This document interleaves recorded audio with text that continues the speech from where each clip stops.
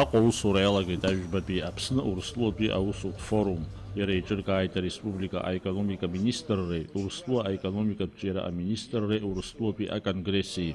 А форум Уссураела Подвиларезре Хаба Валерий Порчия, а пыза министр Валерий Бганба, Нахыц Кавказа Ускварза Урслуби а министре Хатыпой Игорь Кошин, Ерубаски а экономистша, а финансистша, а экспертша. Аусут форум яла хузрахтяла абснахада Рауль Хаджимба и наиште за шкудабхейт, а тула хадрюс берта анапхгаю и Хатыпой от Гурлышба.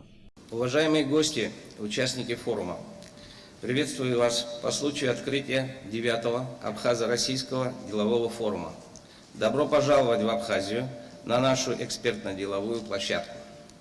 Ежегодно проводимый Абхазо-Российский деловой форум играет важную роль в процессе развития экономических взаимоотношений между Республикой Абхазия и Российской Федерацией и в целом активно способствует укреплению отношений союзничества и стратегического партнерства между нашими странами.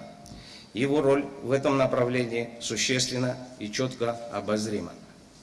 Усилиями руководства Абхазии и России совместный форум с каждым годом развивается, становится более востребованным, весомым и, самое главное, он все больше нацелен на достижение практических результатов.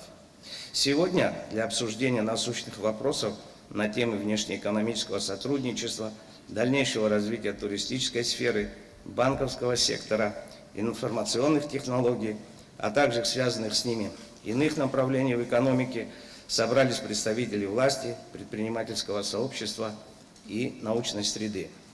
Уверен, что в ходе конструктивного и содержательного диалога вы сможете обменяться мнениями и опытом, обозначить существующие проблемы, а также заложить в рамках форума прочный базис для реализации новых совместных инициатив и проектов, отвечающих современным требованиям.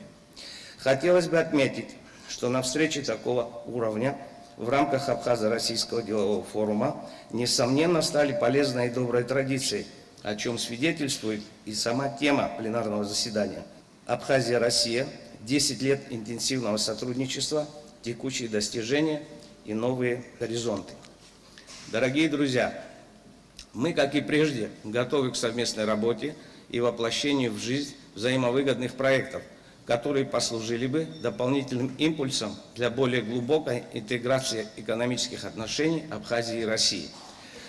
Только совместная, правильно выстроенная работа даст положительные результаты и сможет обеспечить рост наших торгово-экономических и инвестиционных связей. Не сомневаюсь, что, объединяя все наши усилия воедино, мы сможем справиться с нелегкими вызовами современного мира.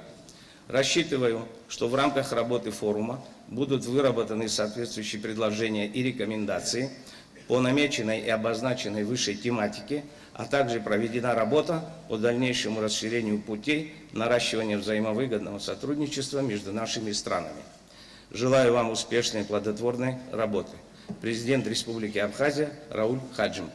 А форум о пленарке Латпараж Дух Гылайт Абсныйко Урстула Ацхараджхай Александр Двинянин. Хочу поприветствовать участников и гостей 9-го Российско-Абхазского делового форума. Форум объединяет представителей органов государственной власти, делового сообщества, экспертных кругов и представляет собой отличную площадку для обсуждения наиболее актуальных направлений сотрудничества Республики Абхазия и Российской Федерации. Важными темами обсуждения в рамках сегодняшнего форума станут проблемы и перспективы внешнеэкономического сотрудничества Абхазии и России, вопросы двустороннего сотрудничества в сфере туризма и улучшения качества туристического продукта, развитие банковского сектора Абхазии, взаимодействие в области информационных технологий и инновационного развития. На полях форума будет проведено заседание Российско-Абхазского делового совета. Выражаю уверенность, что данное мероприятие окажет благотворное влияние на динамику развития российско-абхазских отношений и будет способствовать реализации большого потенциала нашего двустороннего сотрудничества.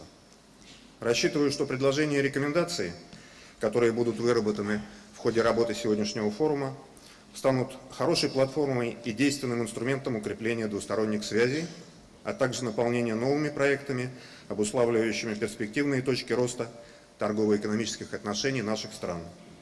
Желаю вам плодотворной и конструктивной работы, а также дальнейших успехов. И табук. Апсна экономика министра Гурардын Бейнарт Баандала Царвит Урслуя Республика и экономика Тусит Сура Алтшаква Арпы. Ярубаски Дрывымсит и Куава Давираква. Традиционно, наряду с представителями государственных структур, в работе форума принимают участие представители экспертного сообщества и общественных организаций, что делает нашу работу наиболее эффективной и прикладной. Мы благодарны и высоко ценим интерес и внимание, которое вы проявляете к Абхазии. Мы настроены на открытый и конструктивный диалог, направленный на углубление сложившихся экономических отношений. 2018 год для нашей страны является юбилейным. В этом году мы отметили 25-летие Победы и независимости. Вот уже четверть века Абхазия является суверенным и независимым государством, из которых последние 10 лет мы являемся признанными Российской Федерацией и рядом других стран.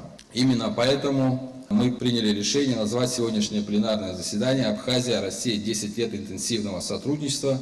Текущие достижения и новые горизонты». 10 лет – это достаточно большой срок, опираясь на который мы можем подвести некоторые промежуточные итоги, оглянуться назад и оценить проделанную совместными усилиями работу и достигнутые результаты.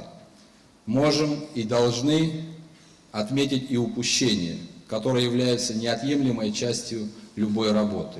Как говорится, не ошибается тот, кто ничего не делает. За этот период объем валового внутреннего продукта Республики Абхазия увеличился практически вдвое. С 15,6 миллиардов в 2009 году до 30,7 в 2017. Внешнеторговый оборот Абхазии увеличился в 3 раза, с 7,1 до 21,4 миллиардов.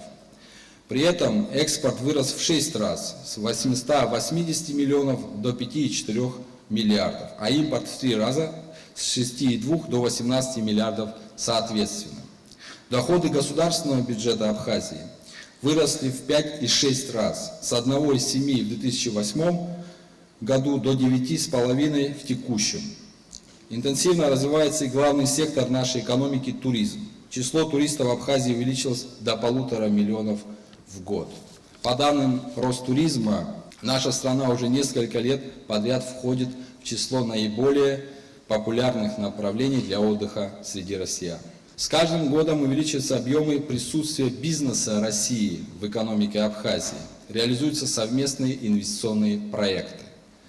Абсолютными лидерами рынка практически во всех секторах экономики Абхазии являются компании с участием российского капитала.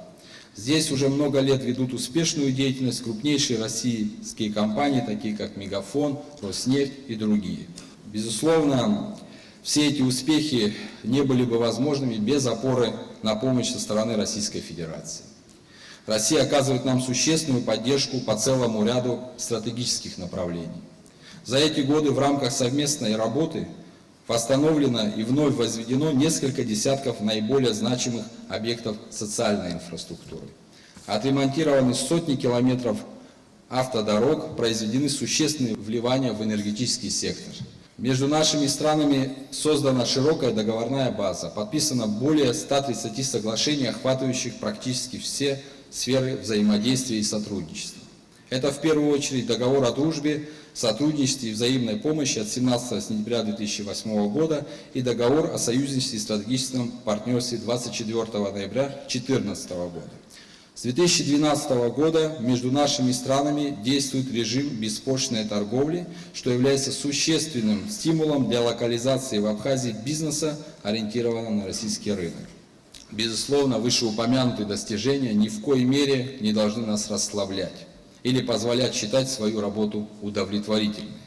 Хотя сделано действительно очень много, но сделать нам нужно гораздо больше. Ведь впереди целый пласт вопросов, на решение которых, на мой взгляд, должны быть направлены совместные усилия ближайшей перспективы. К сожалению, уровень жизни в Абхазии все еще остается одним из самых низких среди соседних стран в регионе. Номинальный ВВП на душу населения в среднем достигает до $2000 США. Для сравнения, это в 5 раз ниже российского и турецкого уровня и в 2 раза ниже показателей Грузии. Очевидно, что главным показателем успеха любой страны является высокий уровень благосостояния граждан. И для достижения этой высокой цели нам предстоит сконцентрироваться на решении ключевых вопросов, ограничивающих развитие нашей страны. С вашего позволения я хотел бы выделить несколько таких направлений. Первое. Продолжить работу на увеличение пропускной способности государственной границы между Абхазией и Россией. И что не менее важно, разбюрокрачивание тамошних процедур. Об этом, кстати, говорили и главы наших государств на последней встрече в Москве в августе этого года. Несмотря на проделанную работу и позитивные изменения, граница все еще остается заметным барьером, ограничивающим развитие туризма Абхазии и расширение объема внешней торговли. Второе. Доступ Республики Абхазия к финансовым рынкам Российской Федерации. Как известно, российский рубль является основным платежным средством на территории Абхазии. Но несмотря на это, между нашими странами до сих пор нет соглашений в этой сфере. Соответственно, все рубли в нашей экономике – это такой же товар, как и все остальные. Финансисты и экономисты прекрасно понимают, о чем я говорю. А в условиях отрицательного сальдо внешнеторгового баланса у нас возникает острый дефицит ликвидности и инвестиционных ресурсов в банковской системе, что существенно ограничивает развитие нашей экономики. Конечно, есть и позитивные сдвиги. Например, у нас впервые реализуется программа кредитования наших предпринимателей со стороны российских банков. В Абхазии появился банк со 100% участием российского капитала. Но этого всего катастрофически мало для того, чтобы существенно оживить нашу экономику. Третье. Необходимо продолжить работу на улучшение инвестиционного климата Абхазии. Коллеги, и здесь мяч на нашей стороне. В современном мире идет очень ожесточенная борьба за инвестиции. И нам надо направить максимум усилий на кардинальное изменение сложившейся ситуации. Нужно понимать, что без создания наиболее благоприятных условий для ведения бизнеса Абхазию не ждет экономическое развитие. Это аксиома.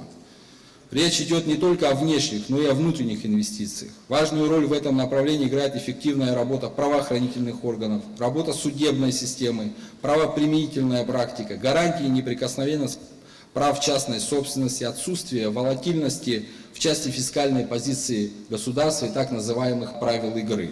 Я надеюсь, что на полях сегодняшнего форума в рамках работы круглых столов будут обозначены эти и другие не менее важные направления, по которым будем искать наиболее эффективные инструменты для достижения обозначенных задач.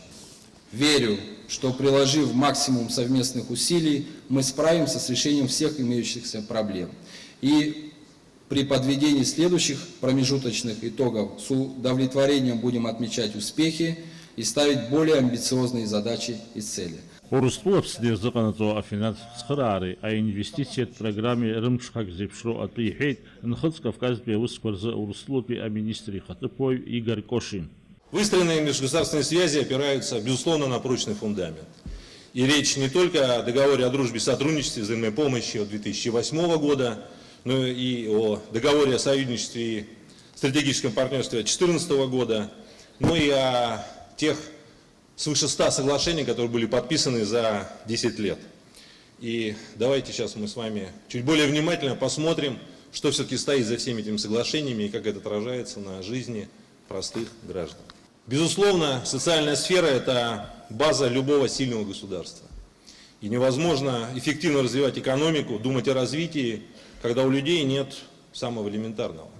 Благоустроенного жилья, комфортных дорог и самое основное – это уверенности в будущем. И большая часть помощи из России идет на выплату пенсий, зарплат бюджетникам и другие социальные нужды. О стабильности такой поддержки свидетельствует тот факт, что повышение заработных плат бюджетникам в 2018 году составляет в среднем 45% по отношению всего лишь к 2014. В текущем году началась работа по обеспечению граждан, имеющих паспорт Абхазии и Российской Федерации, а это порядка 85% населения республики полисами обязательного медицинского страхования. И это предоставит людям возможность получать помощь в медицинских организациях Российской Федерации. Отдельно хотелось бы мне отметить, что порядка 33 тысяч граждан, проживающих в Абхазии, получают пенсии. Эти пенсии индексируются точно так же, как они индексируются гражданам Российской Федерации. Еще одна важная история сотрудничества – это оснащение клиник дорогостоящим медицинским оборудованием.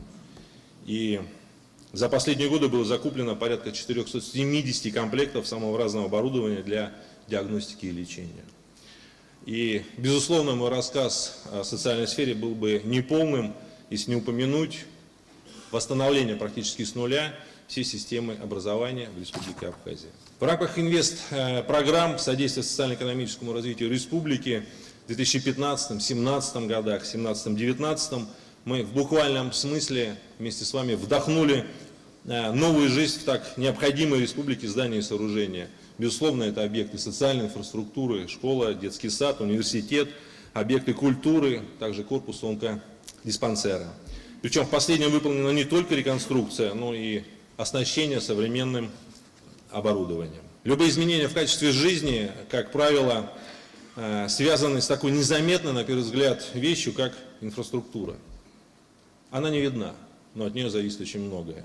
И в этом направлении также сделано немало. Что скрывается за этими цифрами и показателями?